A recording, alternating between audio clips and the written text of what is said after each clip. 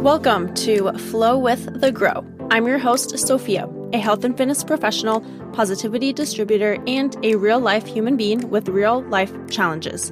Every Tuesday, you will hear my honest conversations on the day-to-day highs and lows that life teaches us, as well as bring you actionable tips that you can implement to improve your health and wellness journey. This podcast will empower you to flow with the inevitable setbacks of life. You will learn what it means to flow with the grow, see through a lens of optimism, and navigate your way to living your best life.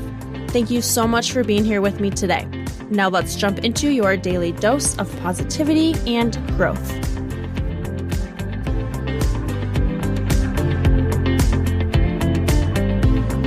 Hello, I am here to give you some quick words of advice, encouragement, tips for when you are lifting weights. The other day, I had a client who I was helping with just going through a workout and showing her things that she can do on her own.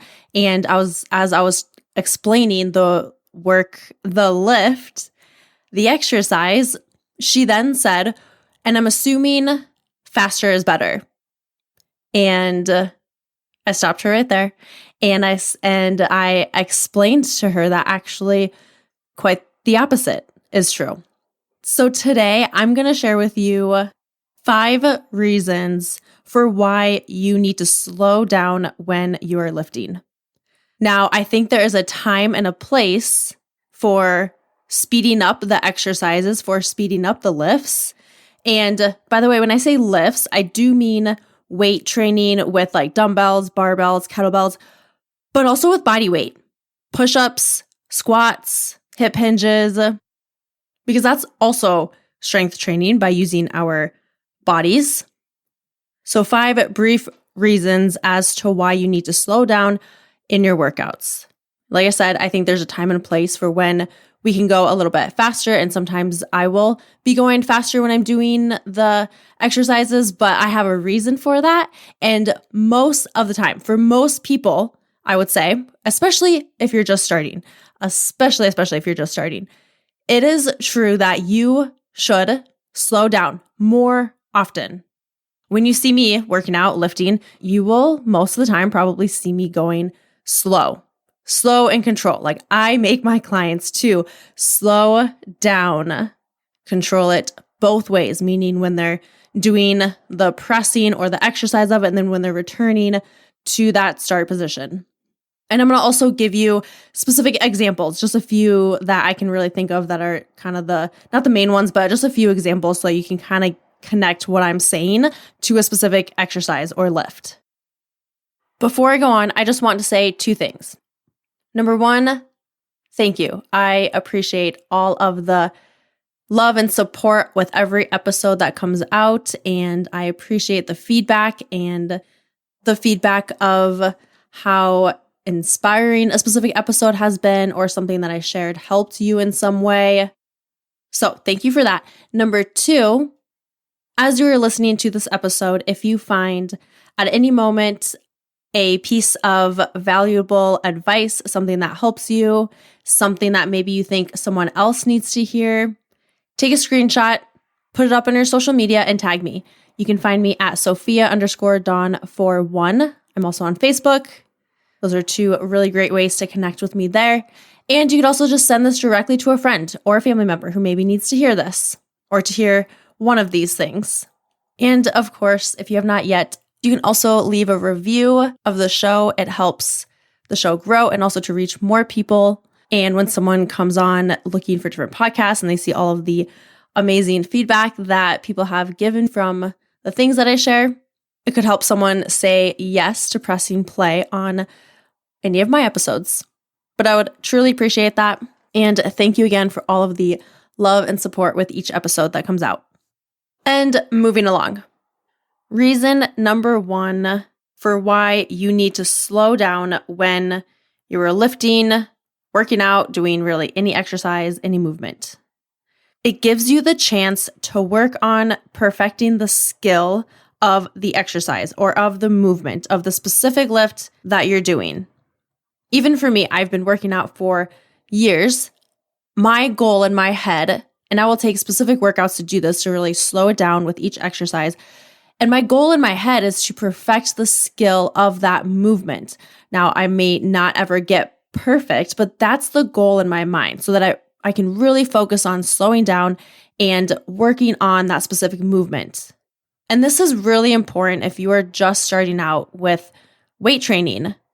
You must build a solid platform before you move on, just like a house. Like we have to build a solid base from the ground up. We don't start building it from floor 2 or 3. We start from 0 and then we build up and we progress up so that we can have a strong house and it can hold and withstand through storms and snow and wind and hail and rain and all that stuff. Otherwise, if we start with floor 3, 4, without a solid base, without a solid floor or ground 0, it's going to collapse. It is not going to last. And the same is true and can be said about our bodies. We need to build a solid base, a solid platform so that we can be more effective in the exercises that we do, in the lifts that we do, and in the future when we do workouts. And it's going to take time. It's not just going to happen overnight, but it is going to give you greater benefit when you do it this way, by building that solid platform and base and then working up your levels from there. So it's safe and more effective. But if you practice this skill of the movement pattern, you will be more likely in reaching your goals, in succeeding in toning or building muscle or in losing body fat, like whatever your goal is. But exercise is not just about go as fast as you can, burn as many calories as you can. I want to help encourage you to change that mindset because I know with all of the different types of workouts there are that are promoting going as fast as you can, burning as many calories as you can, with that, you're losing so much that you could be getting out of the workout if you were to just at times slow down and work on the movement itself. Reason number 2 for why you need to slow down when you're lifting. It gives you the chance to practice the mind to muscle connection. What the heck is the mind to muscle connection? If you've never heard of that, it is a conscious effort in activating a specific muscle group or multiple muscles. It's really visualizing the action of the movement you're doing and of using the specific muscle as you move through the exercise and to help you build a better connection from your mind to that muscle so that you can more fully and more effectively move through the movement and engage your muscles, which will help them grow. So just like maybe when you are in a situation where you have a lot on your mind or something frustrating happens or you begin telling yourself that you are sad or mad, you begin to feel more and more sad or more mad. Like that's kind of more the mind to body connection with how you're feeling. But it's the same concept as the mind to muscle connection. You're thinking about the muscle as you are using it to help it grow and to be more effective in using it as you move through the movement.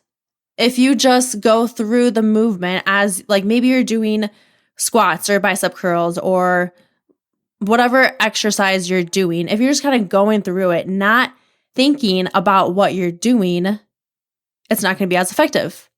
Or maybe you're thinking about other things, or maybe you just don't really know how to connect your mind to the specific muscle.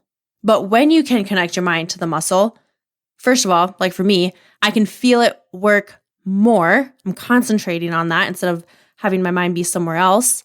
I can feel it more. I can engage it more. And it just brings you back to that mindfulness. So a lot of times, and this is a good question that you can ask yourself, but I will ask my clients, where did you feel it? So if they're doing whatever the exercises they're doing, I will ask them afterwards, where did you feel it when you were doing that? And if they don't feel it at all, or they feel it in a spot where maybe they shouldn't, or not where I'm thinking that I want them to feel it, or that it's not the muscles that they should be working, I will cue them to think about using whatever the muscle is. So for example, I was working with someone and she was doing an incline dumbbell chest press. And she wasn't really feeling it in her chest at all, or she was feeling it more. She wasn't really feeling it at all. So I told her, okay, this time I want you to focus on as you're pressing, when you get to the top, squeeze your chest muscle. And I pointed to it. It's hard to do it right now, but I pointed to where she should be feeling it. And I told her to keep her shoulder retracted back so it's not in the protracted position, and to think about feeling it right there and to squeeze each time, to be mindful of that and to be conscious of that. And then the next time she did it and she felt it. She was able to feel it more at that time. And I'll do this a lot of times too in our bigger group settings. We'll go through a round of things and then I'll say, okay, this time I want you to think about and focus on blank muscle, whatever the muscle is. And maybe it's if they're doing a TRX row, thinking about pinching a pencil between your shoulder blades and really squeezing and connecting that as you're in that row position. Or maybe it's when someone is deadlifting a kettlebell or a barbell deadlift, I get them set up and I say, okay, as you are standing, I want you to think about using your hamstrings, your glutes, your abs as you come up, and then controlling that same thing as you go down. And a lot of times people will find that they will feel it in those muscles more, and it's just completely different. Like you will feel like you're using those muscles versus just kind of going through the motions. And then they're using their muscles more effectively, properly, and they're able to feel it. And when I can point to where they should be feeling it, they can then squeeze and tense that specific muscle, or then they know how it should be feeling. So when you do go slower, you're able to focus more on the muscles that you're using versus when you go fast. Because when you go fast, it's a lot harder to do that if you're not doing it properly. Reason number 3 for why you need to slow down when you are lifting. It is possible that you will actually be able to get more range of motion and you will have more control over the things that you're doing, over the lifts. And if you think about it day-to-day life, like if you are maybe picking up a toddler or you have to carry groceries, it takes effort to do that. It takes work to do that. And it can really benefit you when in the gym, you're slowing it down, getting full range of motion, using control. And then when you go into your day-to-day life, you slow down, use control, so you can actually use the muscles that you've been working on. And this actually leads into one of the other reasons, but you're less likely to injure yourself outside of the gym and in the gym. But when you slow down, you can really practice the form. And so therefore, you can also practice more of that mobility and getting more range of motion and having control of your body and of the weight that you're using. And so that leads me into reason number 4. It's going to help you to prevent injury in the future, and you're definitely going to be less likely to injure yourself. Like I said, outside of the gym and also in the gym. If you are new to exercise, new to lifting, newer to any exercise or lift, and you just go through it really fast, you're going to be more likely to just hurt yourself because you don't have the control and because you are not thinking about what you're doing, because you're not thinking about using the muscles that you're utilizing or that you should be working. I, for example, a couple years ago, pulled my hamstring, and it was horrible. I don't think I've ever experienced that amount of pain ever. Wow. But I was going fast and I was not thinking about what I was doing. I was rushing because I had to get to a work meeting and I was doing a single leg deadlift and I just let the weight pull me down. I was not thinking, I was not going slow. And actually, I think ever since from that moment on, I have really been focusing on this aspect of exercise. And when I train people is to really slow it down because first of all, I don't want anyone else to do that. But secondly, there's a lot of effectiveness in when you can slow things down and control and not hurt yourself. So I was going through and I really just let the weight pull me down. And I pulled my hamstring. I even hurt it. It was not good. And it hurt so bad. I was down to the ground and I couldn't walk. I legit could not walk. It was so painful. I was rushing. I was not thinking about my movement. My mind was elsewhere. My mind was the fact that I only had this amount of time to finish the workout and I had to get there and I was just not focused. So please, if you have not experienced that from yourself, just take it from me that you will be more likely to injure yourself if you are just going through the movements super fast, not controlling yourself, not thinking about what you're doing. And by the way, this all kind of ties in to us being able to build a solid platform. Like I said before, a lot of people, we just kind of go in the workout. We just want to burn a ton of calories and sweat as much as we can. There's something to be said about slowing it down, especially when you're just starting, and building a solid platform. And even for me, even though I've been working out for years, I'm still working on building my platform and keeping it strong.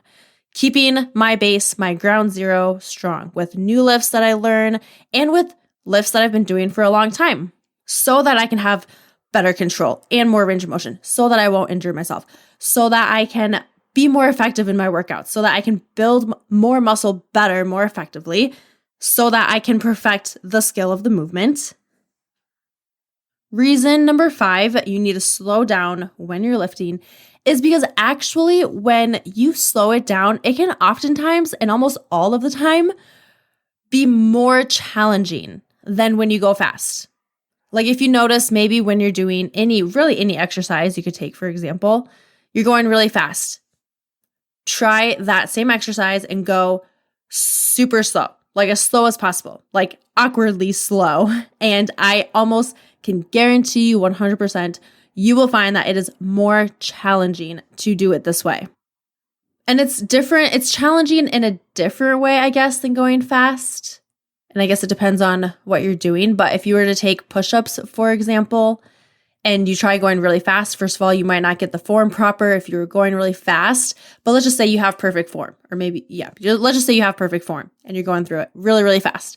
Try it slowed down and you will notice that you really do have to think about the muscles you're using. Like you have to think about going slow. You have to think about using a lot of muscles in your body, your arms, shoulders, core, legs, glutes. Like you have to think about using more muscles in your body to control your body to go slower on the way down and when you press back up. A lot of times I will have clients who I always will challenge the weights that they're using, but also I challenge them to actually not go heavier and to go slower with whatever it is the weight that they're using. So maybe they're doing a dumbbell chest press on the bench or the floor or a stability ball, whatever it is. And they're going through it just kind of at a normal, fast tempo. And they decide maybe they want to go up. I will say, let's first slow it down. Go down really slow and then up really slow. And then they'll find that that is more challenging than grabbing heavier weights right away and going really, really, really fast.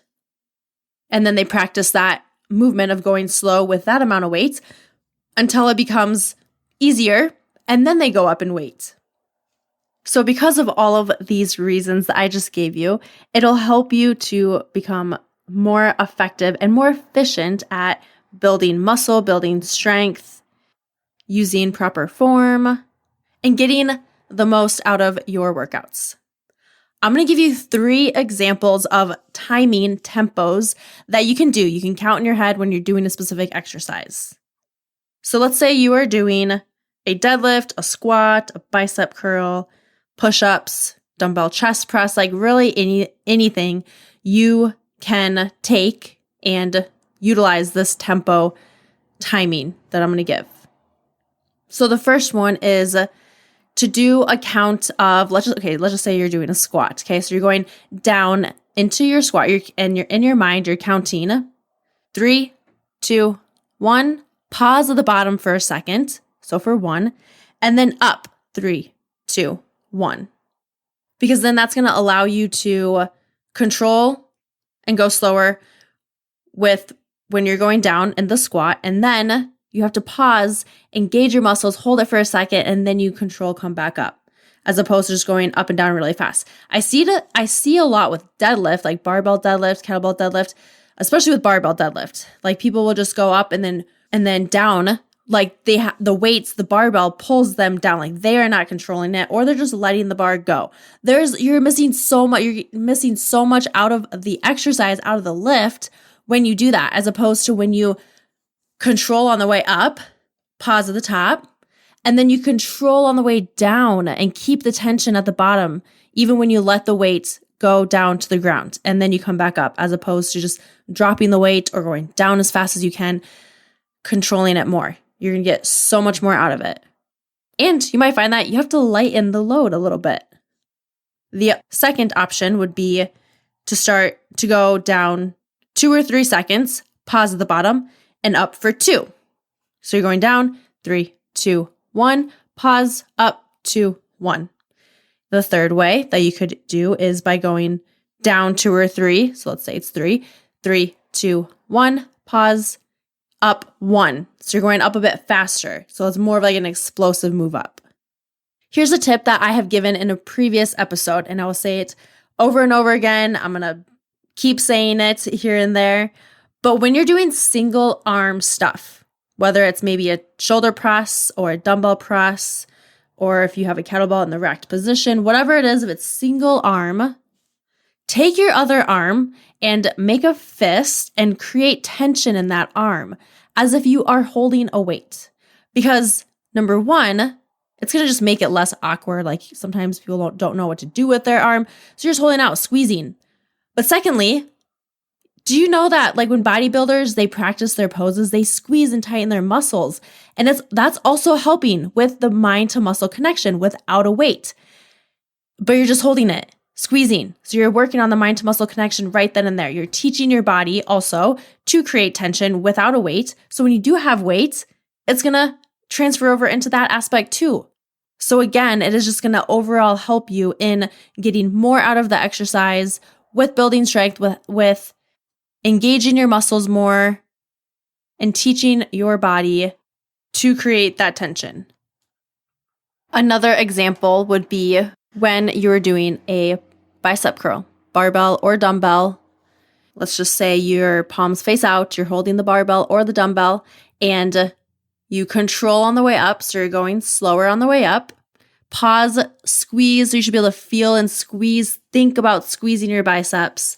And then control slow on the way down, as opposed to just going really, really fast.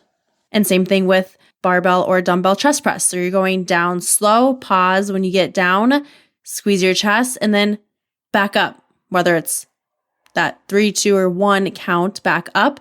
And tip with the chest press, hopefully I can explain this over audio here without being able to show you, but when you're pressing, when you get to the top, you press, don't protract your shoulders forward. Keep your shoulders in the retracted position.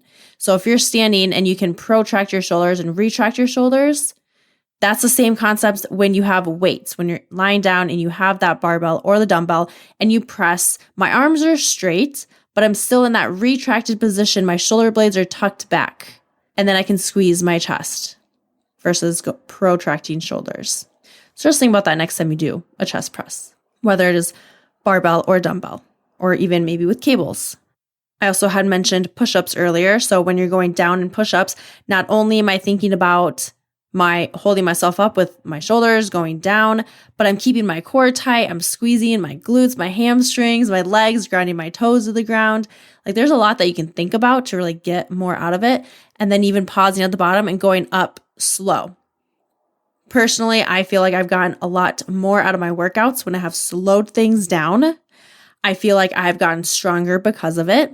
I feel like I am able to get more range of motion and have more control because of it. And I'm better able to connect my mind to my body and to the muscles that I'm using. And I'm able to perfect and work on the skill of each lift, each exercise, each movement pattern, whether it's with a weight or just body weight. And there you have it, those 5 reasons for why you need to slow down when you're lifting, exercising, working out, and just remember that faster is not always better. In a lot of cases, slowing down is actually going to be better, more helpful, more effective. I hope this was of value to you and you learned a few things. If you did, let me know. Let me know what you learned. What are you going to do differently? What are you going to try? Take a screenshot, post up on your stories, send it to someone who needs to hear these so you can help them in their workouts. And don't forget to leave a review letting me know what you liked about the episode or the podcast in general. Again, you can find me on Instagram or Facebook. Instagram, I'm at Sophia_Dawn41. I'm also at Flow with the Grow podcast. I'll link those in the show notes. And that's it. That's that. Thank you for listening. I appreciate you. I love you. I hope you have a great rest of your day, night, week, weekend. Bye for now.